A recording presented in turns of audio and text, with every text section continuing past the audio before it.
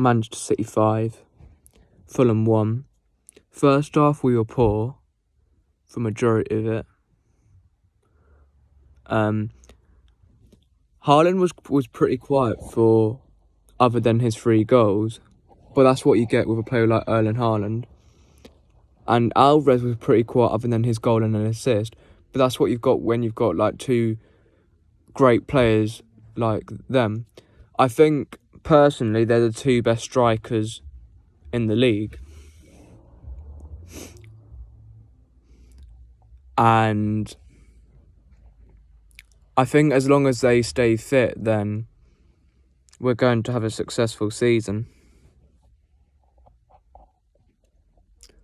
On the second goal, I personally don't think it should have been disallowed because yes, Akanji is offside, but he touches none of the ball and Leno still could have saved it even though he was like standing there.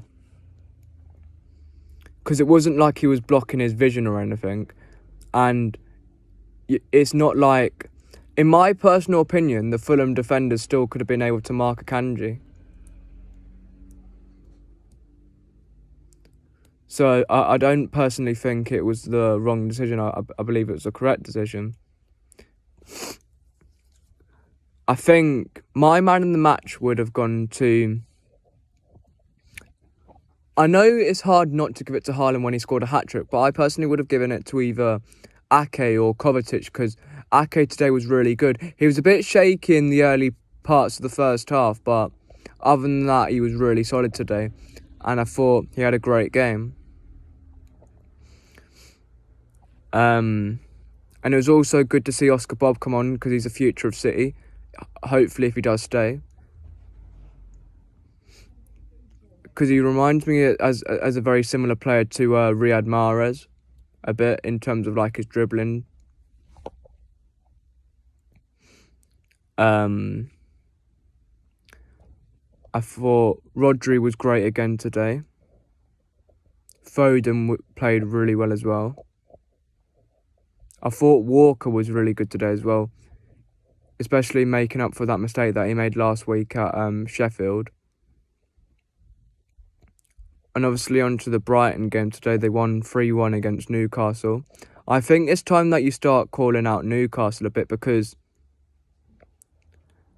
they're meant to be at the top table now, where they're supposed to be competing for the big trophies, or at least being there or thereabouts with the big trophies. And they've lost 3 games in a row. Yes, they've been difficult games, but when they played us, we had a lot of injuries. When they played Liverpool were down to 10 men for the majority of the game. And when they played Brighton today, they were arguably the favourites going into the game. And they lost. This is how they're playing when the Champions League hasn't even started. God knows where they're going to be in the table when it gets to, like, playing every Wednesday, Tuesday, and then Saturday and Sunday. I think it's time to call out Eddie Howe a bit, because I think, even though he's got top 4, I don't think he's going to take them any further than top 4. I don't think he's going to win them a league title or a Champions League trophy. He's probably going to win a Carabao Cup or an FA Cup, if that. Because I think if he wasn't British, everyone would be going down his throat. But because he's British, he's going to get defended a bit. But I don't think that should be the case. De Zerbi out-tacticked him today and outclassed him. And if De Zerbi was at Newcastle, personally, I think he would achieve more than Eddie Howe. Because I think he's a better manager. And he's doing it at a club that's hardly got the budget of like City, Newcastle, Liverpool, Chelsea, United, Arsenal, and he's still doing really well. And also, he's lost a lot of crucial players like McAllister and Caicedo. And Mitoma's also a baller. Hopefully, for their sake, they can keep hold of him for quite a bit. But I think he will get snapped up by a big club at some point in the next year or so.